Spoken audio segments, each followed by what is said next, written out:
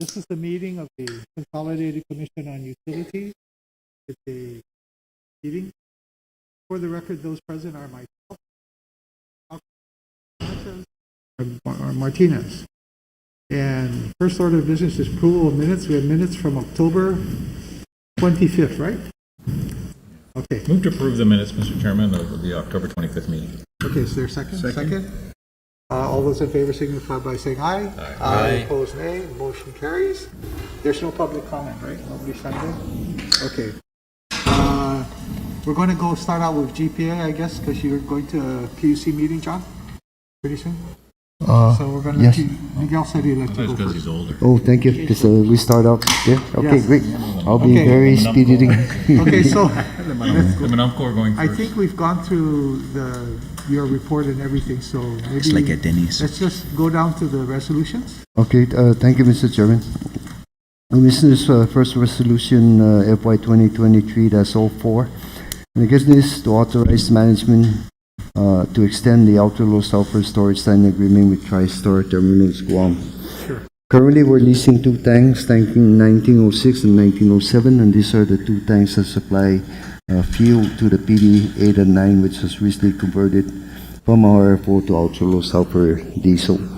The contracts actually are set to expire at the end of this year, December 31st, 2022, and for 1906, and June 30 next year for 1907. Both tanks will certainly still be needed until sometime in 2024. And so we're asking your approval to extend the lease up to June 30, 2024. The good news is that the lease cost has been reduced for 1907 by the amount of 588,000 per year. So again, these are two tanks that will certainly still be needed until the new part. That's the resolution subject. I believe we will be getting the approval of the PUC also. Is there a motion to approve this resolution? So move to approve, Mr. Chairman, resolution 2304. Moved by Commissioner Sanchez, second by Commissioner Martinez. Okay, any further questions? Sure. John, there was a provision in the existing contract to for extensions options. Yes, but of course these are sole source tanks. It's owned just by TriStar, and so it depends on when we need. We come in and negotiate a period of time, and then get the approvals. They can have. Okay, I was just going to ask what led to the reduction in the contract costs. First of all, just a part of the negotiation? initial tank was cleaning and getting everything ready, and so now that's been done. So now that we're asking an extension, it's just a continuation of what's there. Oh, so the previous contracts required the maintenance, the Right. cleaning up and now, preparing it for the ultra low sulfur diesel. oh, right, because it had the Right. residual fuel oil before. That allowed the savings. Any other questions? No further questions? All those in favor signify by saying aye. Aye. Opposed, nay. Motion carries 4 aye votes.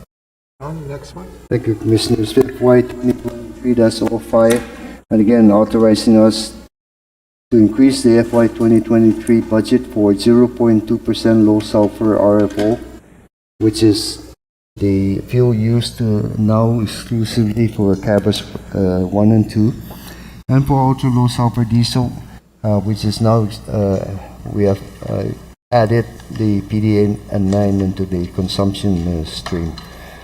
All of the total budget of 399 million in FY 2023, 236,432,000 was allocated for fuel. With our latest forecast for 0.2% sulfur at about $139 a barrel, and ultra low sulfur diesel, we will need to increase the budget by, unfortunately, 293,298,947 to provide sufficient funding of the fuel expenditures. And of course, the expenditure on this is as needed, no? And stuff. So That's the only issue in this resolution, Mr. Chair, big issue, but again, it's really a straightforward, uh, we only pay for what we consume. It's just that the budget that was put together was based on prior to the rise in the fuel prices.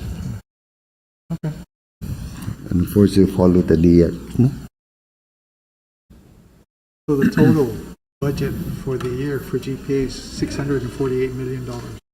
That's a huge budget. That's correct. $648,650,775. $100 million company.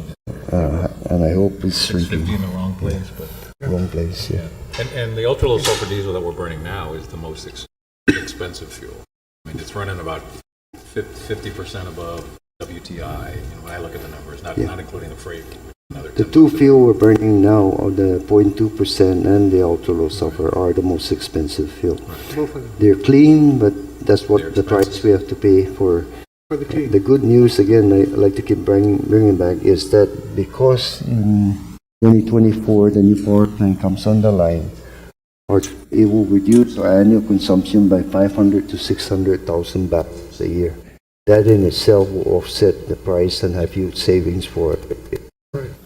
That's why we're building. It's an interim, and one of the reasons is because, of course, the COVID and all other delays, delayed the commissioning of the new power plant from October 2022 to April 2024. For EPA to reset the consent decree, the red line was the ambient air quality standards of 2023 had to be met.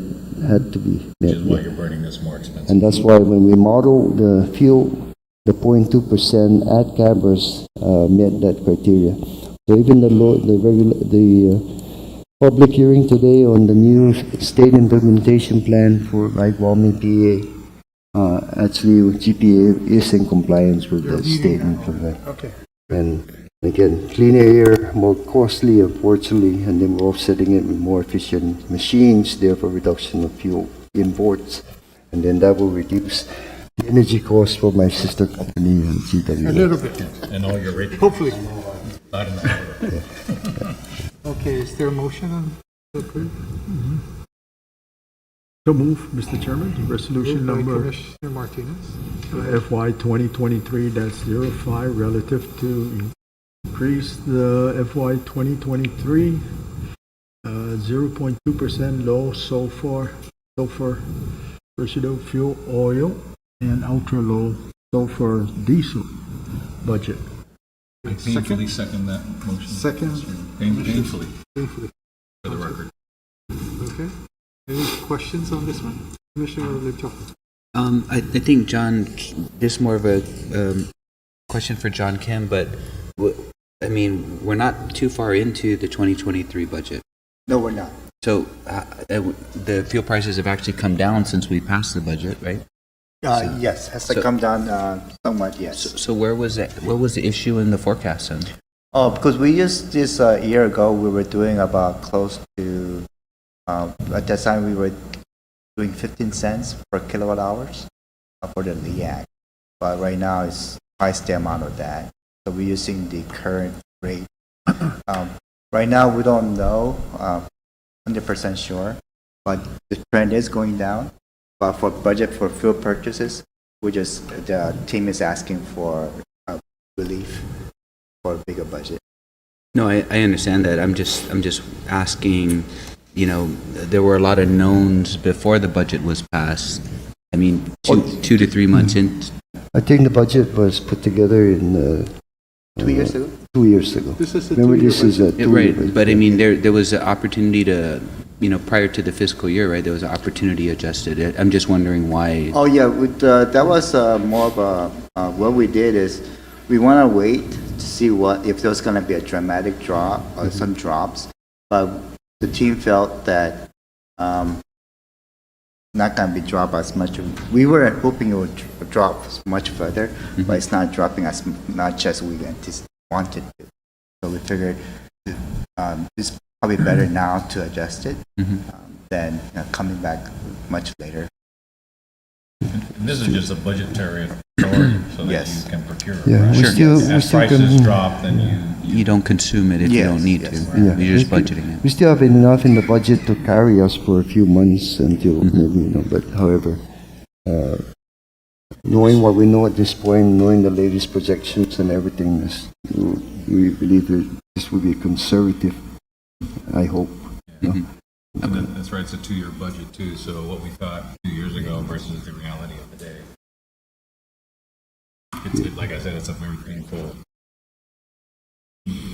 resolution, but it's reflective of the current marketplace that's different than 2 years ago.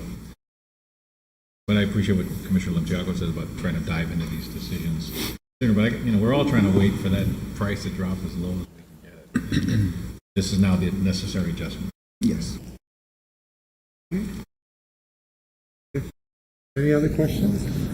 Ready for the question? All those in favor of the motion, say aye. Aye. Aye. Opposed, Aye. nay. Motion carries with 4 aye votes. One eye. You can make it an aye. Thank you, Mr. Chairman. Last resolution, FY 2023-06, and every year, no later than December 15, we have to file with the PUC a LEAC rate for the 6-month period beginning February 1st, 2023 to July 31st, 2023. Again, as we have shown, we'll go ahead, next page. Fuel prices have risen, and of course, recently have started trending down. But again, the trend down is still not their case in point. The diesel we were buying for about 153. It's come down now to about 136 or so. And so, but again, it's not down anywhere close to what we were used to before this Ukraine situation, which was around $90 a barrel. No? Next. The forecast used, of course, is the Morgan Stanley, and this is what the PUC uses throughout the period. As you can see, there is a downward trend all the way through June 2023. No? Next. Again, the part of the significant reason is the conversion of 8 and 9 to diesel, and cabins 1 and 2 began burning this month, 0.2% ultra low sulfur diesel. 0.2% is more expensive than even ultra low sulfur diesel because it uses the expensive diesel to blend with low sulfur RFO, and we do gain in the heat rate, but again, it's the blending down that is costing the scenario. So this was a red line we had to do to comply with the U.S. regulation. One of the good news is that the 8.5 cents per kilowatt hour is on the line today, and I was just looking this month. Production from this plant was about 14 million kilowatt hours, which certainly is helping the LEAC rate. Next. Note that again, it's a straight line for our base rate, and everything is related to fuel. So as you can see, the latest increase by the PUC on effective November 1st was 31.8576. Next. The under recovery projected for the end of this month is 35 million. The under recovery at the end of October numbers that I've seen, I believe, is still 41 million. No? So, we're projecting with the new rate, the under recovery begin to turn in favor of Gpwa. No?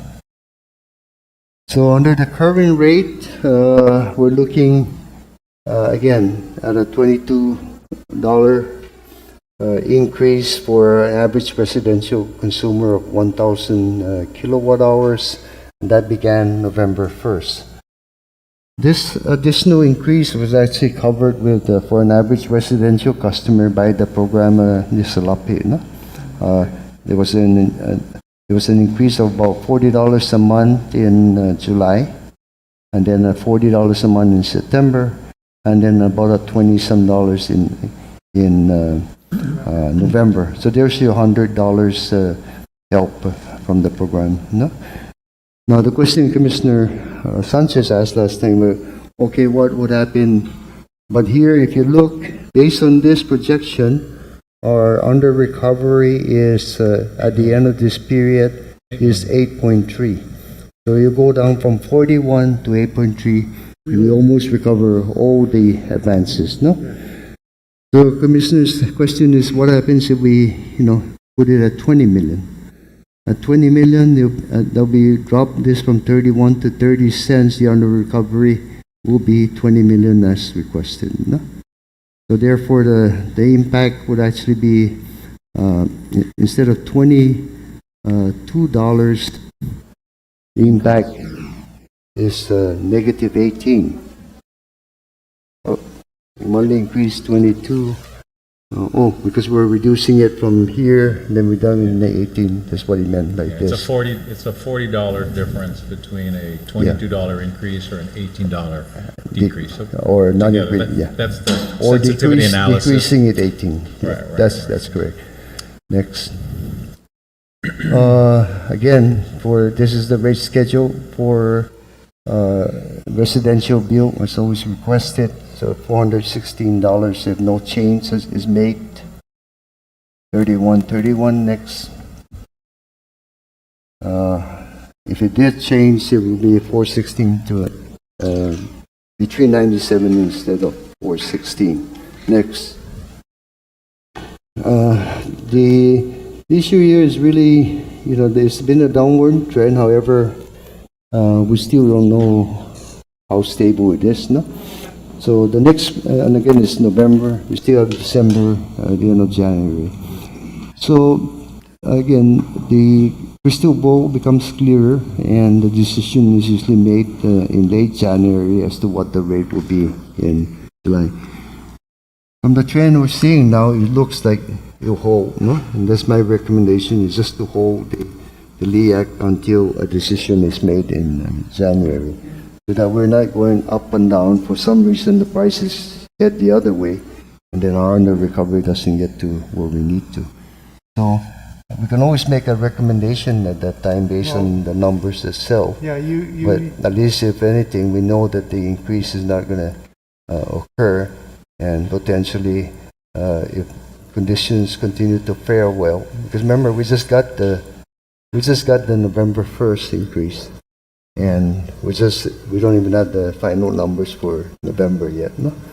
So that, Mr. Chairman, is the recommendation. I was going to just tell you that we do this anyway, and we realize that the PUC will continue to get numbers from yourself. And so in January, they get a better understanding because the numbers become a little clearer, or where they're going becomes a little clearer. So at that point, that's when they make their decision. So really, we're giving them this scenario and we're saying, this is what we're looking at. It could end up like this. When they get to their meeting in January, after they get more information from you and John Kim, then they go around and they say, okay, we can take it down a little bit, or we might raise it a little bit. That's where they meet in January. So they have the benefit of having the latest numbers. The numbers we're looking at right now, basically, I agree with you, says that you just leave it alone. Just leave the LEAC. Our recommendation at this point is just leave the LEAC alone. When they come to January, PUC will get better numbers from John Kim and your folks, and then they'll make a decision. It's a matter of even time. It's already the end of November. Yeah. And no decision really comes in December, so it's just going to roll into January. And then we can actually update everything at that time. And again, if the trend is very good, we can make that recommendation, make it simpler for everybody. Okay. Do you want to make a motion? No. We haven't made a motion on this resolution yet. No. Motion to discuss. Yeah. To make a motion?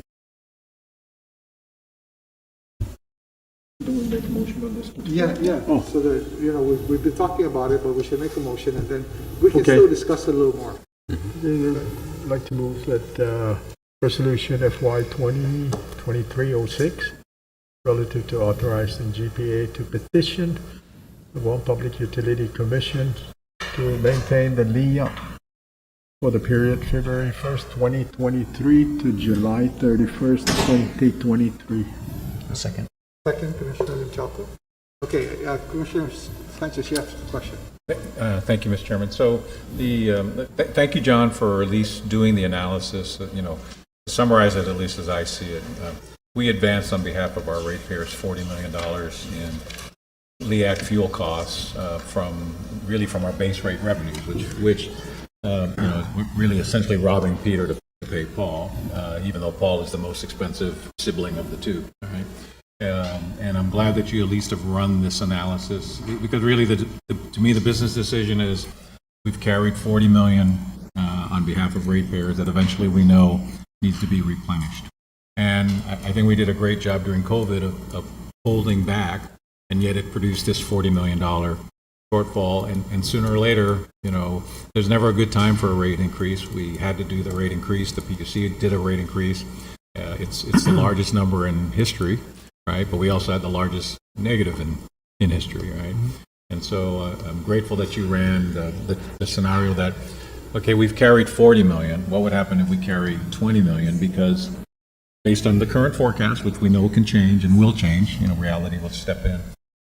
You at least are recovering all but $8 million of that $40 million that we advanced. If we only recover 20 of the 40 million, that's what that scenario is on the right.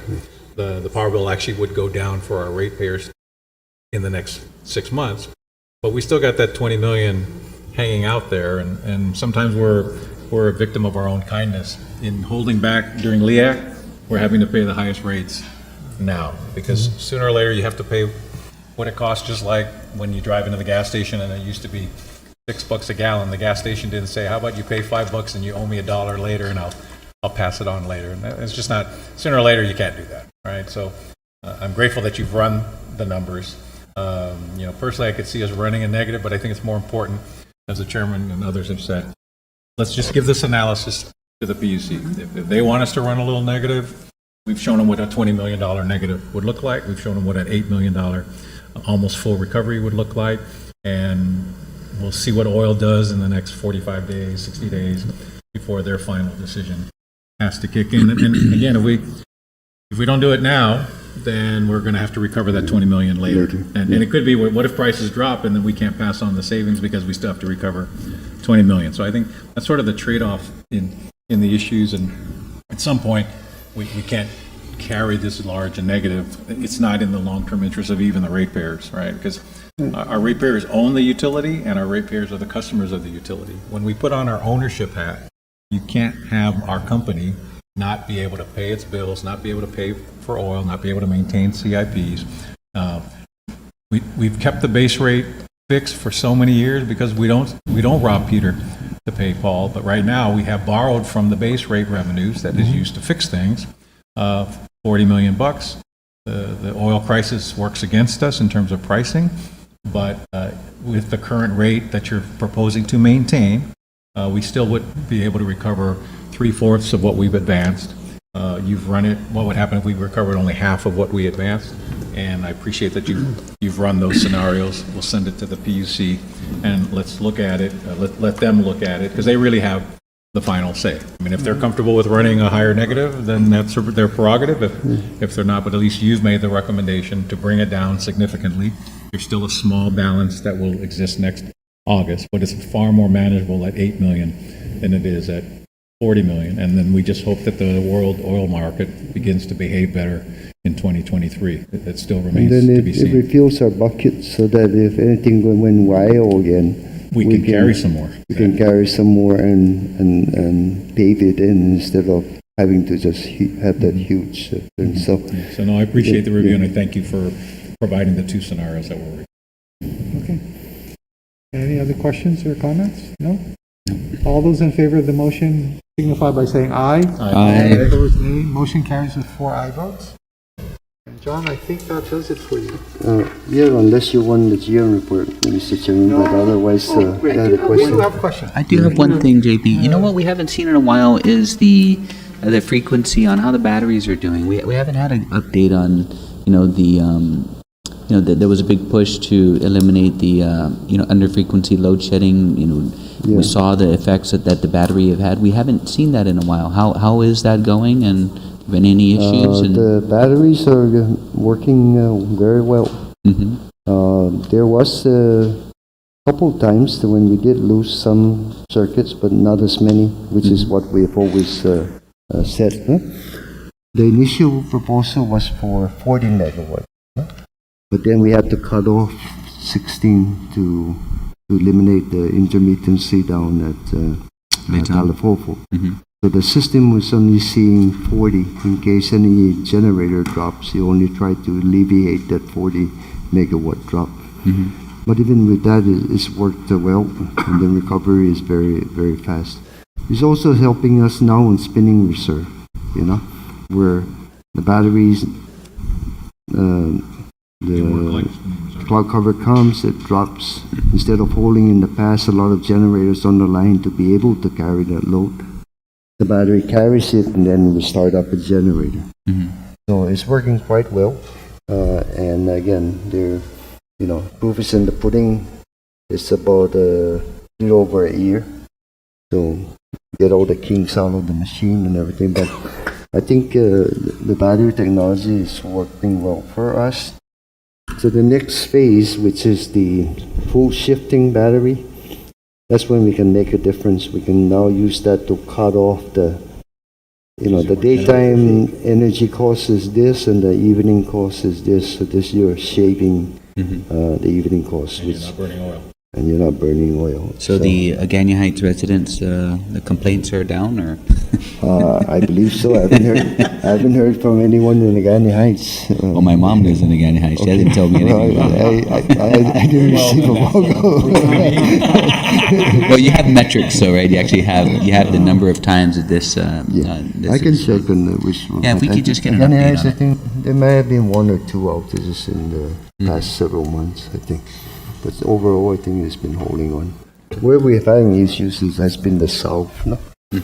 And, for all the various reasons, we like to call it unknown, snakes, vegetation, all of that. So we have a plan that will come up to try and get funding for that and re-upgrade the whole southern distribution system so that after a storm, we can recover them quickly and then relocate some of the diesel generators from Jigo down south, put it in pneumatic. So after a storm, we just continue from here, fixing and turning lights on, which historically in the past have been we have to wait for the transmissions to be fixed from the north, and then the south ends up ending up with the longest outages. No? So this is the plan to make that, and so we're working on some, maybe even a grand, to upgrade, straighten the poles, change all the wooden cross arms to composite. We change all the pin insulators because you never really see it, but it rusts over because most of those are already 20, 30 years old. Okay. John, can we John? briefly report on the financial? Yeah. Right? I know John B's got to go. Okay, I'll see you. Thank you, GM.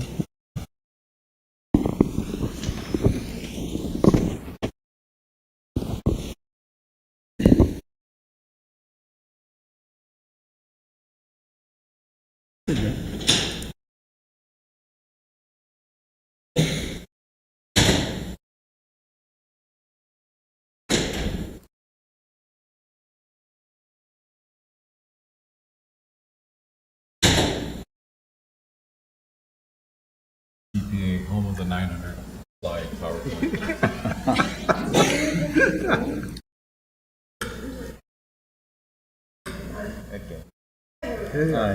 So on the base revenue, we budgeted $13.7 million. Actual was 12.7, so we were short by $1 million. And if you notice is that a lot of the reduction was residential customers. and probably just due to price elasticity. Yeah, they're really feeling the And the rate second increase. reduction was from the Navy. We're not quite sure, can't really analyze Navy. Did they load shed their trailers? I don't know. But their kilowatt sales dropped by 1 million. 1 million kilowatt hour sales. That's For pretty- the month? For the month, yes. Wow. For compared to last month. So it's Find a out- significant find out- drop for Find out them. why. Yeah. We'd be interested to know. I mean, is that a trend? I hope not. It's not Oh, true. that's why you need to find out. Yeah. Why is that?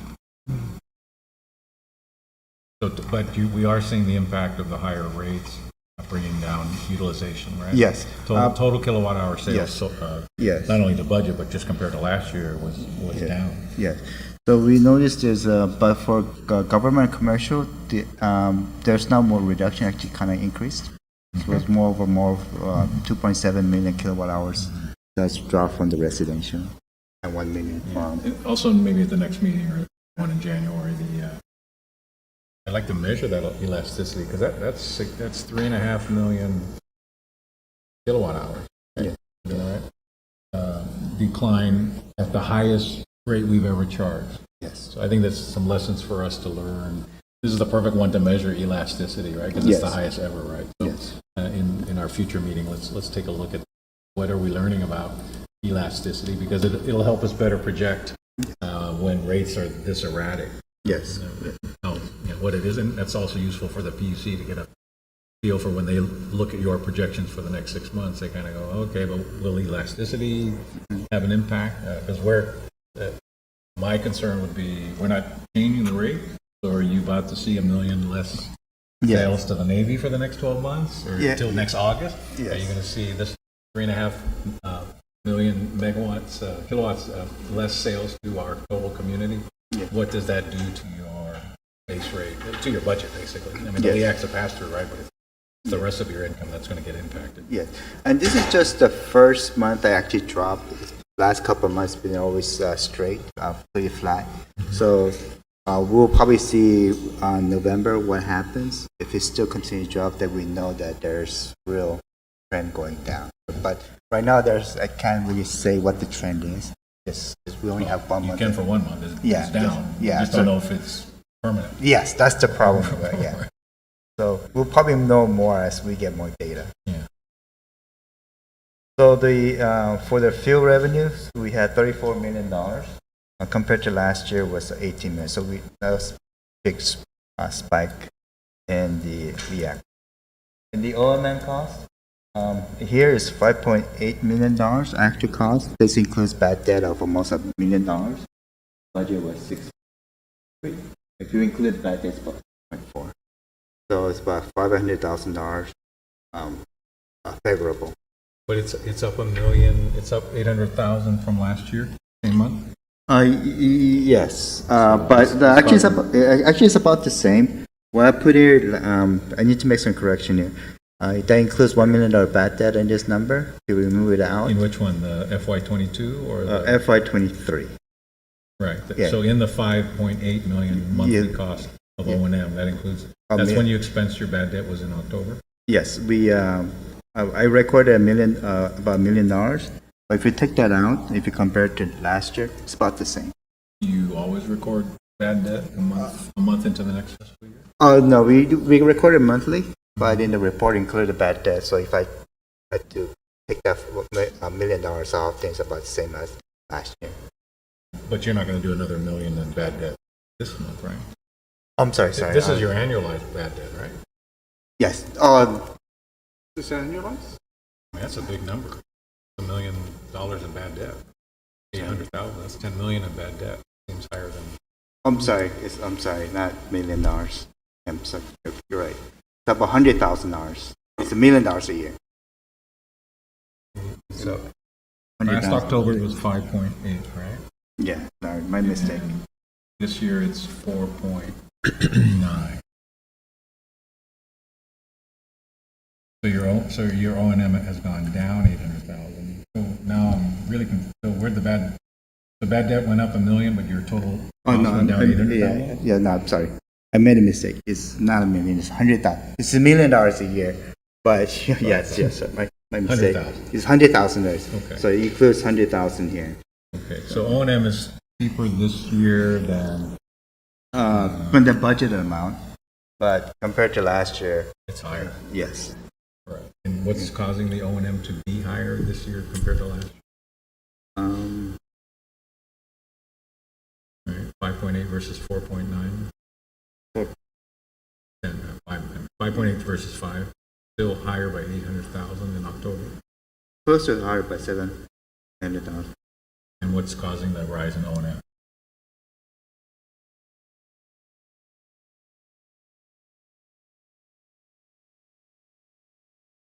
You hate it when I get here early? I'm sorry? Don't you hate it when I get here early? Yes. I have to get back to you on that one. I don't have the number. Yeah, I mean, that's a prepared. significant increase in O&M, right? I Yes. mean, that's 10 million a year at that rate. 833 times, higher than last year. So, yeah, well, I'm curious. Why the jump in O&M? You can give us an email, John. Yeah, I'll send you an email. Certainly. And then report on it in January. Yeah. Also, just so we have it on the record. But, Yeah. yeah, that's it. There's a surprising, off the top of your head, you're not sure what the increase in O&M is caused by? There's a lot of variables. I'll probably look one by one. Okay. And it's about a 8 over 5 is what, 16% increase from a year ago in 1 month. Big number. Yeah, I'll take a look at it and get back to you. Okay, is there anything else? On the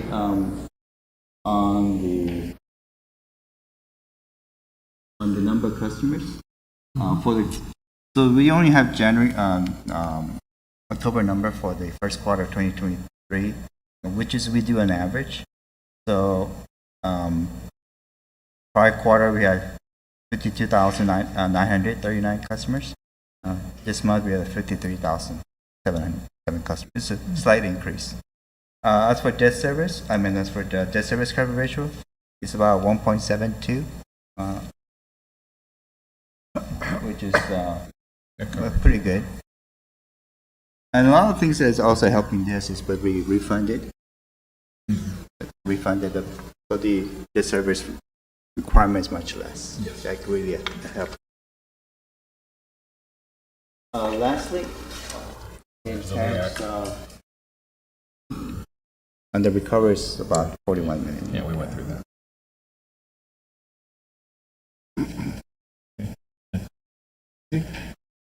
Okay.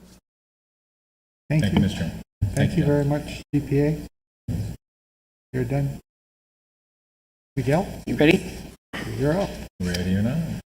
So, the first resolution we have is a joint resolution. Our numbering, it's 04-FY 2023. And this is relative to creation and approval of the position spec for the utility board secretary, as we discussed and was explained in the work session.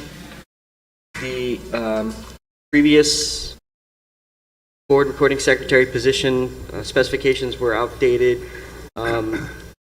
given they were prepared in the 80s, and the duties and responsibilities now for the board recording board secretary have increased with technology and the other requirements for the position. So the updating of the position is necessary in order to reflect those changes to the nature and duties of nature of the position and the duties and responsibilities. So the specifications have been updated. They've been posted. So if the board approves, then these will be the new position will be transmitted to the legislature in accordance with GCA requirements, and then recruitment can begin 30 days after that. The funding source for the funding of a position once it's recruited will be split between GPA and GWA and funded out of revenues. And if the board has any specific questions about this, we have the HR representatives from both agencies here. Okay. Go ahead, Commissioner Sanchez. I move to approve Resolution 04 FY 2023 GWA for discussion. And it's a joint resolution with GPA. Yeah, it's a joint resolution. Okay, the other number two. Okay. Yeah. It's the second, okay. And then just a quick question. Sure. Actually, by modernizing this position and having it reflect work requirements, skill sets of board sector, this actually at 47,000 is actually a reduction in what we had. Correct? If I recall. I don't know if that's so much a result of the revision of the duties and responsibilities as it was the tenure of Right. But nonetheless, by making this change, we will be saving, I don't know, off the top of their head, $20,000-$30,000 a year, something like that, by creating the position the way we think it needs to be created now. Right? That's not accurate. It is the 47 is a reduction on So what we were paying predecessor. I think it's good for ratepayers, frankly. Right. So the implementation range is between 45 and 47,000 per annum, roughly, and that's based on 20th market percentile and using the Allen Searle 27. implementation range, right? But as far as the reduction from what the previous incumbent had was being compensated, I'm not sure the exact amount. Okay. Yeah, it's roughly 20,000. About 20 grand? Okay, Yeah. so there's a savings for ratepayers of about 20 grand. And the other thing just by is- doing this, right? The other thing is, it depends on actually who applies also, because, if you find somebody, you're going to go towards the upper end, and if you find somebody who's not that experienced, you're going to go to the low end. Actually, I think it's like 30,000. Yeah. Yeah. That's It what was I'm pretty thinking. significant, Yeah. because I mean, when we used to have two, it was over 100 grand together, and then we were able to save some money just by having one, right? And now we will save even more money with this redesign and updating of Okay, the go position. ahead. right? I just have a question for HR. So there's an actual utility board secretary job classification? Or what's the actual job classification that's being used on the benchmark?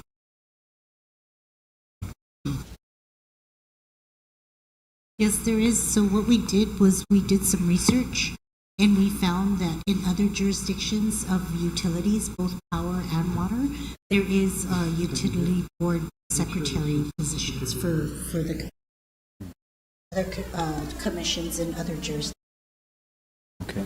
And that was part of the 2017 market data that's being used to compare the market percentile? Yes, the implementation ranges were sent to the compensation consultant who provided us with the feedback of the implementation range. And just to be clear, the position of utility board secretary is actually in that market data? Or is it some sort of secretarial position that you're just kind of, Modifying. qualifying?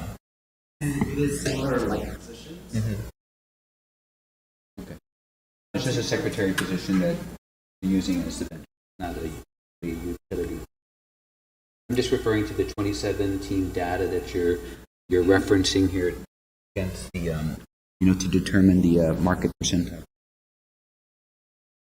To point out, if I may, so again, this is based off our compensation consultant at market percentile, but I do want to know based off importantly, the secretary position.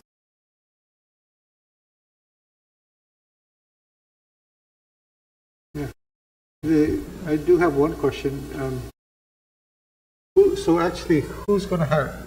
The last time, the person who held this position, who retired, was actually an employee of GPA. So when you folks put this out, who will actually be hiring? I mean,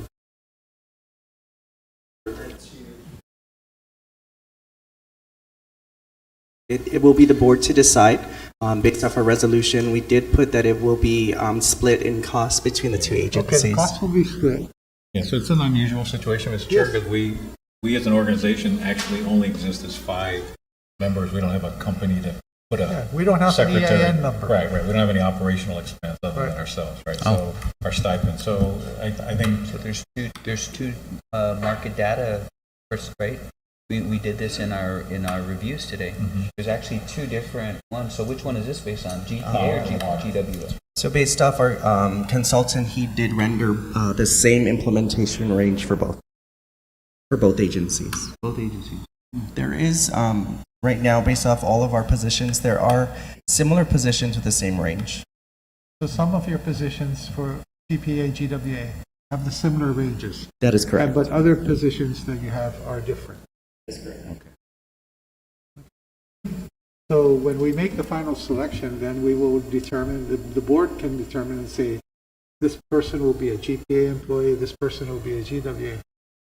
You know, that does make a difference because the rules and regulations for GPA are different from the rules and regulations for GWA.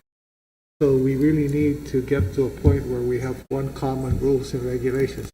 what's the difference for the Well, secretary? let me just ask, between Chris and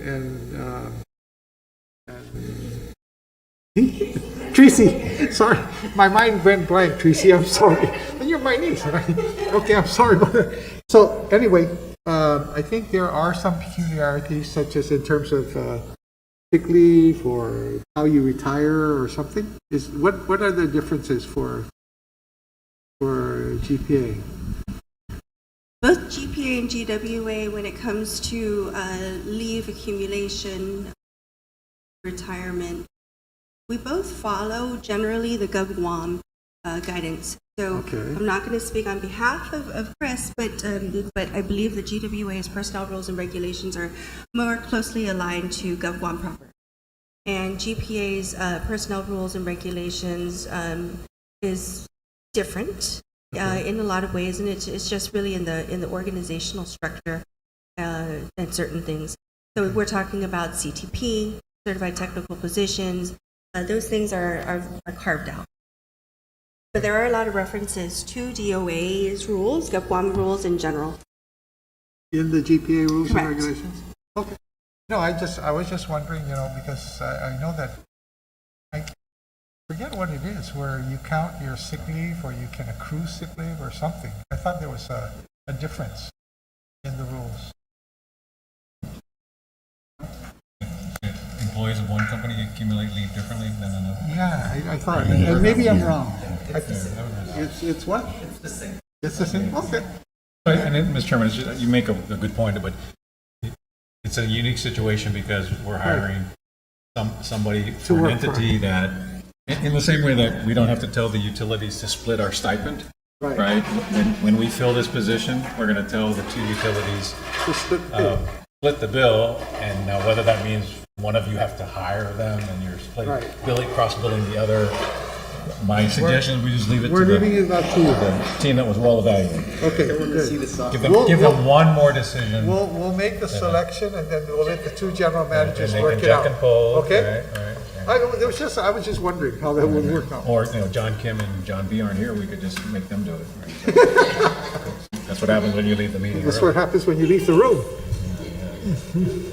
Tracy did her job, but, those two Okay. already split. Okay, so is there a motion to approve this resolution? So move, Mr. Chairman. Okay, is there a second, Commissioner Jocko? I think we've talked enough. Ready for the question? All those in favor signify by saying aye. Aye. Opposed, nay. Motion carries with 4 aye votes. Miguel, you're back up again. Moving on, Mr. Chair, Resolution 05 FY 2023. We are seeking approval of a design services contract, and this is for the Atacama Water and Sewer Infrastructure Project. Primarily funded through ARPA grant funds. So as you know, the project is necessary and urgent for a couple reasons. We have several wells in the Atacama Manilao area, which produce good water, other than the fact that the nitrates in the water are at elevated levels and have been trending upward. In order to halt this, we need to take people off of septic tanks and cesspools, and so the infrastructure improvements are required in order to do that. So we will be expanding the wastewater collection system in this area, and at the same time, upsizing some undersized 2-inch diameter distribution mains to either 6 and 8-inch diameters. So in order to assist with this, we have requested, and the governor has provided $8.6 million in ARPA infrastructure funding for this underserved community. It's urgent because we need to get this project rolling and expend those funds in accordance with the grant deadlines. So we are seeking approval for a design contract in order to get this project rolling. The engineering team has negotiated with the selected consultant on scope and fees and found them to be reasonable. The total cost for the services is $1.164 million, and we are seeking approval of this along with the standard 10% contingency of $116,000 for a total authorized contract amount of $1.28 million. Yep. This will be funded using the ARPA grant funds, and when we get to the construction part, we will probably need to find additional funding in order to complete the construction of the project. And the winning provider is Duenas Camacho? Duenas Camacho, yes. It doesn't. Well, this is this is one project. Miguel, I think maybe as we do this project, you're also redoing the water lines. So it would be interesting to see when you change out those old 2-inch lines or some of the old 6-inch lines to see if your water leaks, or your rather your non-revenue water changes in the area. Yeah, and by the time we get to construction, we should be completed with establishing the DMAs if we're not already in this area. Okay, good. They're willing to bid on the work even though one of their principals believe there's a problem there, right? Yes. Still a lot of tongue and tongue. Yeah. Okay, is there a motion to approve I'll this? remind him next time I see him. Mr. Chair, motion to approve resolution number 05-FY 2023 relative to approval of a design service contract for the Atacao Water and Sewer Infrastructure Project S22-04-ARP. Okay, is there a second? Second. Second, Commissioner Martinez. Any further discussion, Commissioners? None? Ready for the question? All those in favor of this resolution, please signify by saying aye. Aye. Aye, opposed nay. Motion carries with 4 aye votes. Okay, Miguel. Thank you, next. Mr. Chair. Next up is Resolution 06, FY 2023, and this is seeking an increase in funding and scope for an existing waterline replacement project, the Ta'i Road, S13, and Toto Cañada Loop, and Blah Street Waterline Project. The board's familiar with the frequent outages that we've been having in these areas, and so that the project is necessary and urgent.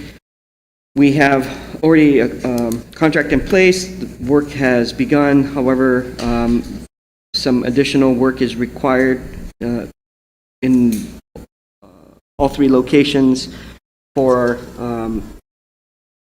additional modifications that reflect changes or field conditions which are different from what was in the design, and also for potential expansion of the road restoration services in one of the areas, and potentially additional archaeological monitoring services that might be required by Gpwa as we move forward with the construction of the project. One change order number 3 has already been negotiated, I believe, and the total requested amount for the change order proposal is $178,000. Current contract value is 2.5. With the change order, it would be 2.7. We have some unused contingency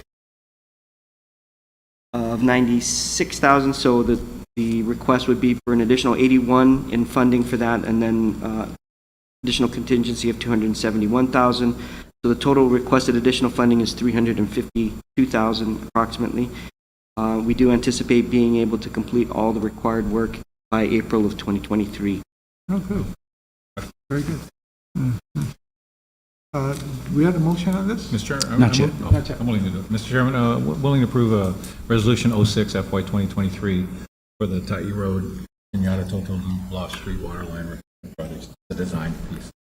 There's No, second. this is, sorry, Second. this is construction. Oh, this- I'm sorry, it starts the construction. Yeah. My bad. Second, Commissioner Limchapa.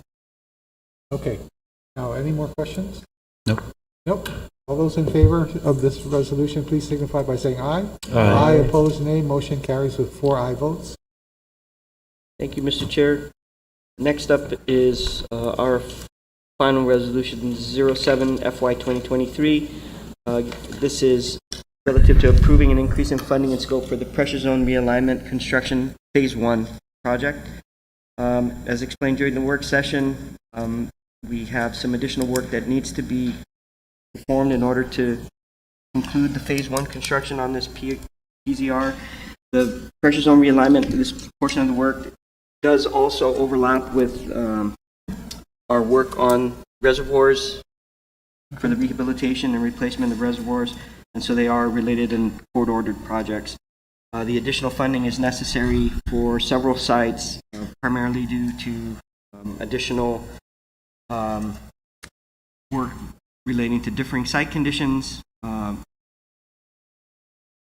relocation of some of the facilities as required by the Department of Public Works when we are in the right-of-way, additional vault vents, and some adjustments to valve cover, and also for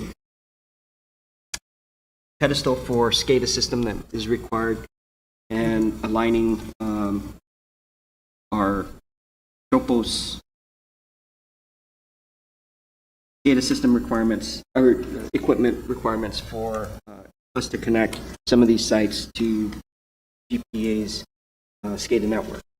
So the total cost for change order number 3 for this project is $765,000. We are still negotiating change order number 4. We anticipate we will not exceed $350,000 for that once we get the negotiation final. So we're seeking a maximum amount of $1.1 million for both change orders. We have $268,000 in remaining authorized contingency, so our requested amount will be $847,000. We anticipate all of this work under phase 1 to be completed by March of 2023, and I think all of the funding for this change order can come from US EPA grant funds remaining for phase 1 of the pressure zone realignment project. We have a motion on this? Not yet. We need a motion. Commissioner Sanchez. I move to approve Resolution 07 FY 2023, increase the funding and scope of work for the pressure zone realignment construction project. Second. Second. Any further discussion? Yeah, just, Sure, go ahead. Miguel, that corral, this is the one down here, right? That road? Yes, sir, on Route 50. It's in your neighborhood. Yeah, finally gonna cover it. I think they were pouring concrete today Oh, wonderful. or yesterday, right? So not all of it, but on the side closest to your house, I think they were pouring concrete. The turn? Yeah, the turn, Yeah. yeah. Thank you. You're welcome. You're welcome. Okay. Any other questions? But you're not conflicted if you because everybody benefits from it, That's right. not just you. Not just Everybody. Okay. Any other questions? Nope. There are no further questions. I'll call for the question. And everybody in favor of the motion, please signify by saying aye. Aye. Opposed, nay. Motion is approved with 4 aye votes. Okay. Anything else? Commissioner Sanchez. Mr. Chairman, if Tolling can just give a really brief summary on the financials. One thing I noticed, similar to GPA, which was interesting, is that water consumption is 6% less than a year ago.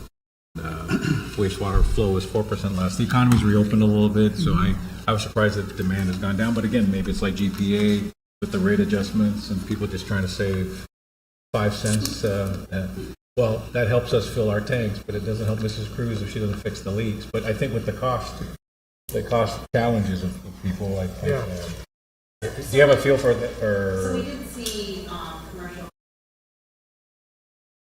Right. Oh, so maybe that's just a reverse of what happened before. Right. Because when Gpwa was shut down. People residential stayed home, stayed residential picked up. So now we're seeing that transition back to more normal usage. Oh, that explains it. And it could also be, I think it's also a part of the increase in utility costs, you know, to the residential people. You know, their power bill went up and they said, okay, we're cutting everything. Yeah, yeah. You know, when the power bill goes really high, I don't think they just say, well, just cut the power part. They cut everything. They'll say, we'll try and cut down on our water. Well, the water is probably the harder one of the two, and it's Yeah. the cheaper one of the two. But it's But the I cheaper. like their other explanation that as the economy has reopened, you're just seeing utilization Move from one group So to total sales, were their total sales down? Total? Well, that's, Oh, sales. I'm sorry, water consumption We is, did see and October 1st, yeah. so maybe it is that elasticity issue as well. Yeah. Because total water usage went down, correct? That's the 6% less water consumption, right? saw operating revenues go up about 8. You know, some of that's your rate adjustment, right? Right. But your power bill unfortunately also went up $1 million almost. Yeah. There's There nothing you you go. guys can do about it, yell at John. But that's not gonna help anybody. Shut off his water, no. No, he pays his At his bill. house. They're also one of our biggest. Customers. Yeah, right. And then you got the money from the governor, you were explaining to me, you were wondering, you know, when it was actually released to you, you finally got it in November? In early November. So in October, we got word that we could get the ARPA funds. Plus there was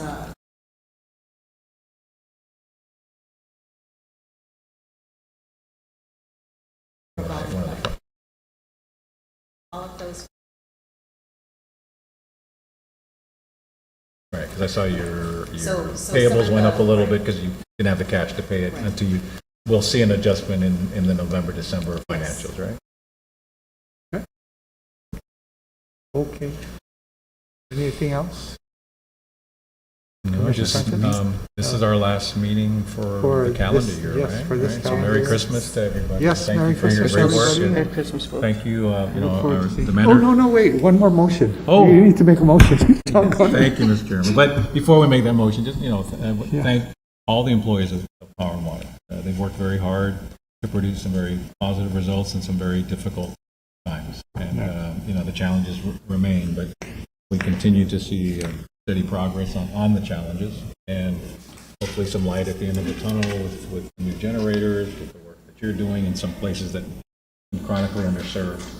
And, you know, we've got some federal money. We've done a great job on federal grants, and then the governor's helped out with some, and the legislature's helped out with some money. So it's been overall a positive period. So I just want to thank all the employees for their dedication and their hard work. You know, while some of us are sleeping, somebody's fixing Somebody's always leaks out and there. watching a Always wastewater out plant and running the power system, and so we can all benefit.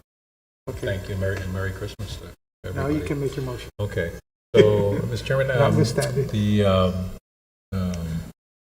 free-fine citizens have volunteered and been elected to Come continue to back serve on the commission, and do fools that hard they work. are. Some can't get rid of that bad habit. And so we normally inaugurate. Well, I checked, and according to our standing rules, we hold our swearing-in ceremony on the second Monday of January. You know, that's Right. according to the rules, but, you know, But notwithstanding. I believe, I understand that also may be when the governor is looking at, Governor Lewis is also looking at that same day? No. Her inauguration is actually January 2nd. Okay, so she's earlier. She's- Okay, she's so the- our standing rules is the first This Monday. is the after- second Monday after Monday. the, right. Yeah, So that would be, in this case, January 9th. But January 9th. I'm proud to report that my classmate is the new governor of the Commonwealth of the Northern Marianas. All right. And I'm going to be attending his inauguration, which happens to be the Monday that is in our rules. So Yeah. I'd like to make a motion that notwithstanding our commission rules, that we move the inauguration date For this year. For this- to Thursday, first Thursday, no, No, it's just January 12th. Just say January 12th, okay. To January January 12th, which is a Thursday, 2023, right? Yes. And then we move it just for this one time. Yeah. Is there a second to that? Second? At 10 a.m.? 10 a.m., yes, 10 a.m. 10 a.m. Everything else stays the same, Okay. but 10 a.m. And no need for any further discussion? I just want to say Sure. congratulations. Oh, yeah, to congratulations. Simon. Thank you. And, Officially, Francis. congratulations. And condolences. And welcome back. Have we been certified yet? We have a lot of work to do. Yeah, you got certified. Oh. We didn't need a recount. But you're not certifiable. Okay, not wait a yet. minute, wait, That can be oh. debated. Okay, wait, let's get back to, We actually wanted to I need to stay call in for the New York. question here. before we- Yeah, that's including Francis. Oh, yeah. right. Oh, yes, yes. Yeah, yes. We'll So, be coming back, we hope, yeah. On the motion to, notwithstanding the rules, to Change change the date to Thursday, January 12th January 12th. at 10 a.m. All those in favor signify by saying aye. Aye. Opposed, nay. Motion carries with 4 aye votes. Okay. Move to adjourn, Mr. Chairman, Move and to Merry adjourn. Christmas, everybody. Thank you. Second. Christmas. See you in the new Merry year. Christmas. We're adjourned. See you in the new year. He's GW. Yeah, he's an engineer. No, he's an engineer. Thanks, Mike.